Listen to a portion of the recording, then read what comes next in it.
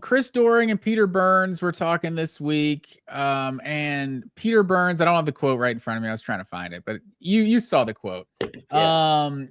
Basically said that the SEC runs through Texas now, and I understand that Texas is one of the powerhouses of all powerhouses, but could you imagine anyone saying this before about Georgia? Here's what he said verbatim. Okay, give it to me. Not only does he say that this is the full quote. He goes, "The SEC does not run through Georgia right now. The SEC powerhouse are the Texas Longhorns." So not only is Texas the powerhouse, but he specifically said that Georgia is not. So yeah, I don't know. It's a bold. It's just a very bold statement because, like, if you think, I'm not necessarily. I guess I am comparing Georgia to Saban's Alabama. Obviously, Georgia's not to that level of dynasty of just like a decade. But can you imagine in 2019 someone being like, the SEC runs through Athens now?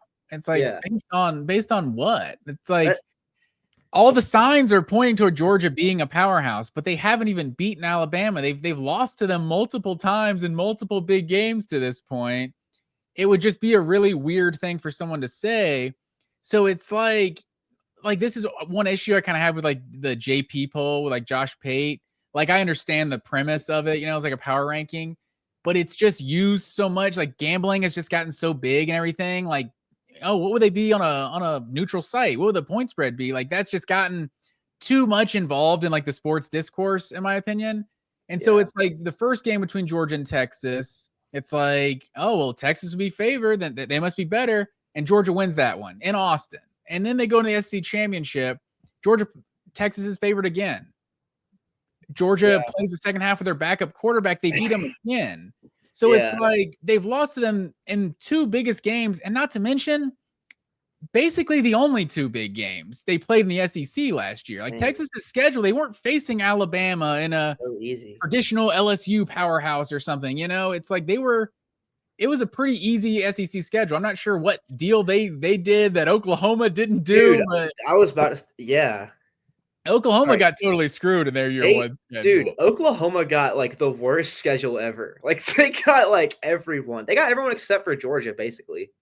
Yeah, they really did. And they got part LSU, of it, they got Texas, of course. They got Alabama, who they beat. Yeah. Did they get Florida too? Not that Florida they played, but they played Tennessee, who was better. Oh yeah, they did play Tennessee. Yeah. Yeah. Yeah, and they beat them too. Like, or no, Arkansas. No, Tennessee. Yeah, Tennessee beat them. Same thing. I get the colors. But yeah, and obviously part of it is that I was just thinking of the last play where Nico runs out of bounds, and I was like, that was Oklahoma, but no, it was Arkansas. I mean, in the visually, if you're picturing your head, it's the exact same uniform. See, it's Arkansas, the same thing. That's just what my mind's eye told me.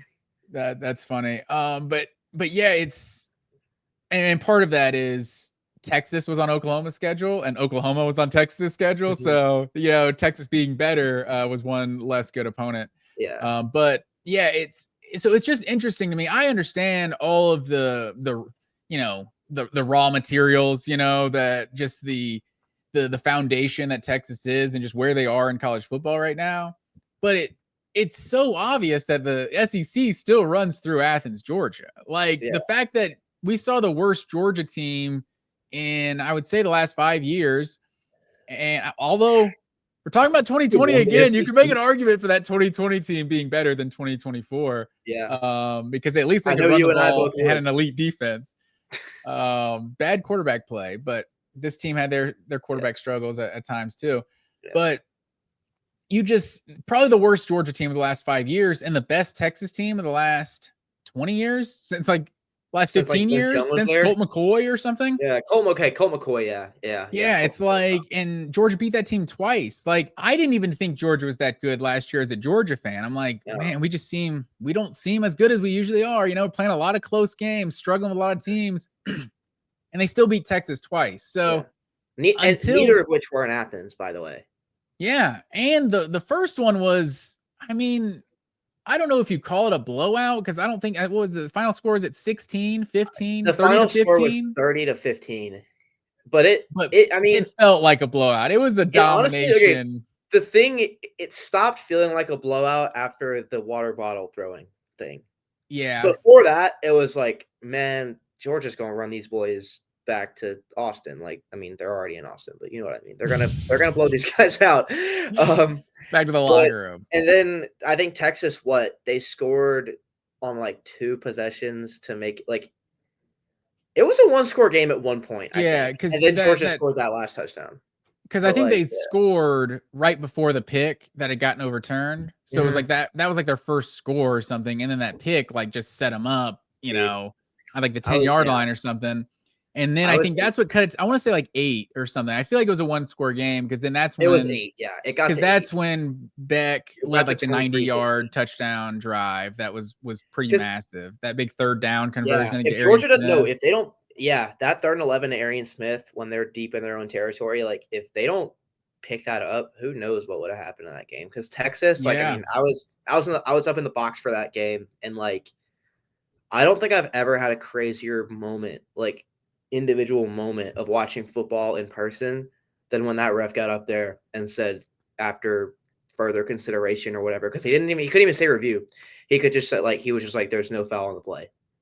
Bro, like, oh my God. Every single person, I guarantee you when he said that, everyone's first reaction was like, what the hell was that? Because like I was in the press box with people who have been doing this for decades and they had never seen anything like that. Wow. But the other reaction was like, oh my God, Texas is about to come back, aren't they? So for sure. Georgia ended up putting a lid on that, but there was a moment in time where that game felt like it was about to completely flip.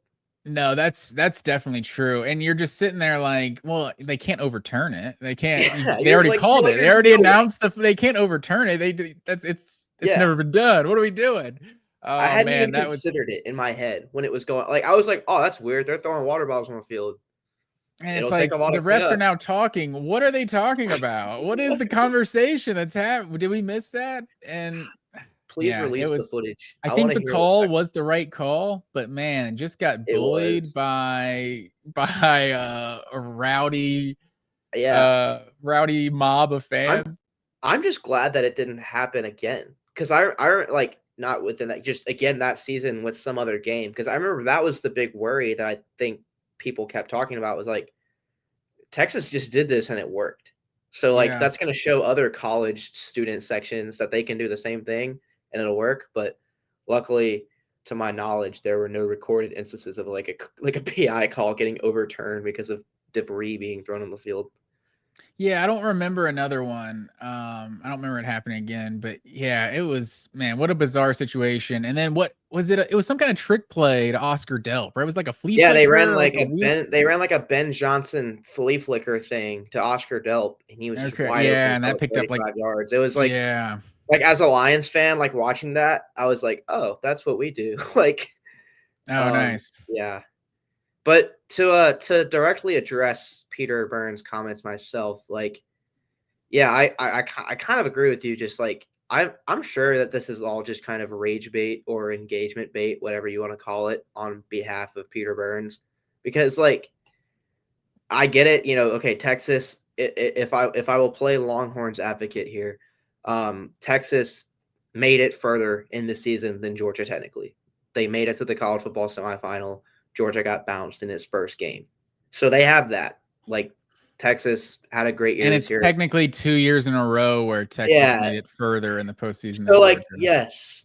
But also, you cannot directly say that you are better than this one specific program when you played that one program twice last year. Yeah. One time was at home. One time was on I'm not going to call the SEC championship a neutral field. I know it's not. But on a, like, 60% neutral field. Like, and you lost both games. And the second game, it was with Georgia's backup quarterback, and he threw the worst interception of all time, and he handed you the game, and you still didn't win. So I just like, I understand that Texas is poised to become the next SEC superpower. Like, I'm not doubting that. They'll probably be a playoff team next year. They'll probably be a playoff team the next 3 years. But like, yeah, I mean, I'm with you, man. Like, you can't lose the SEC championship to a specific like what if Georgia had lost the national championship to Alabama in 2017, and then after the game you had analysts being like, the road to college football now runs through Athens. It's like, no, dude, they just lost. So I don't know. Exactly. And that's what doesn't make any sense. Or go after the SEC championship in 2018, they lost to Saban twice at that you point. run it now. It's like, it's like every single Georgia fan. I don't think you could find one Georgia fan that would have traded Kirby Smart for Nick Saban, like in 2017 or 2018. Like honestly, like that'd be interesting to go back. For one, he's like 30 years younger. Like that's the main thing. Okay, but it's like Kirby, you were just I was that confident in Kirby Smart. I think Josh Pate said it like back in like 2020 or something with Dan Mullen and Kirby Smart. Like there's some Florida fans that would trade Dan Mullen for Kirby Smart. There's not one Georgia fan alive that would trade Kirby for Dan Mullen. Plus, he has that Georgia boy pedigree too. Like he absolutely, But like everyone knew like the writing was on the wall. Like everyone paying attention. I guess there's a lot of trolls out there that thought, oh, he's Muschamp 2.0, even though he took him to a national championship. Like obviously Kirby Smart like had Georgia at an elite level. Like you could see it in 2017, 2018, 2019, like 2020. Like Georgia's clearly building a powerhouse. They've literally finished top 10 like 8 years in a row now. Yeah. Like you could see what Georgia was building before they broke through and won national championships. So to say like Texas is the next superpower, like we get it. We all see what Texas is building, just like you would have seen what Georgia was building 7-8 years ago. But at no point was Georgia the gold standard before they beat Alabama. Like that was never a thing. You can't have your coronation before you've actually beaten anybody. And like that's the thing that really gets me the most about this Texas team is like they obviously did prove themselves to be a good team. So I feel bad harping on the fact that like they didn't play anybody because they made it to the college football semifinals. Like they were a really, really, really good team. But the thing is like we'll go back to that. The SEC so clearly wanted to just roll out the red carpet for them in their first year. They gave them, no hard, like super crazy matchups. They gave them Red River, of course, like they have to, like they do every year. And then they gave them Georgia at home, which was so clearly meant to be the game where they beat Georgia and they plant their flag as like the SEC team. And it just didn't happen. And they lost. And then, of course, they go the rest of their season. They beat all those, middling teams that they played. And then they get another crack at Georgia again in the SEC championship. They get a mulligan where this time if you win, you're the SEC championships. That's even better than the first time. And then they lose again. So it's like, I don't know. I don't know how you can sit here and say that the road to the SEC title or whatever runs through Austin because it's like, well, maybe it does, but Georgia crossed it pretty well. So, yeah, exactly. And you've never won an SEC championship ever. Obviously, you've only been in the conference for 1 year. But it's also like if you look at their schedule, like there's nothing you can do in a year where a big time brand like Florida is not that good, or even in Oklahoma is not that good, But you had Mississippi State and Vanderbilt and Kentucky and Arkansas, like. It just like half of your schedule was like traditionally some of the worst programs in the SEC, like the literal bottom. So, and obviously the A&M game was big late in the season. Yeah. Okay, that was a sick game too. I forgot about that. Yeah, I mean that was to go to the SEC championship. The best part about them rejoining the SEC or not rejoining, joining the SEC is that we get that rivalry again. That's like the game's been missing that one. I digress though. The Texas-Oklahoma becoming an SEC game is kind of cool, but yeah, just the fact that we hadn't had the A&M Texas game since like 2011. Yeah, like that's just they were not going to play each other like ever again. Like they were like a real like Auburn Alabama rivalry. I think Auburn Alabama like didn't play in like the 40s and 50s because they like hated each other that much, and eventually they were forced to play.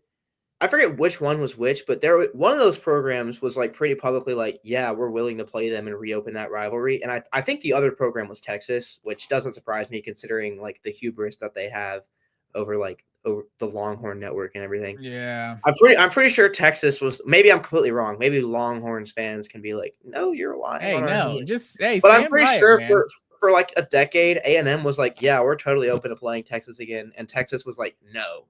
We don't want it makes sense, right? Just from like a narrative perspective, like Texas is the one that would turn their nose up. Like A&M is like dude, A&M, they're not Georgia Tech, but they feel like a little brother. Like we really, really, really want to beat Texas, like more than anything in the world.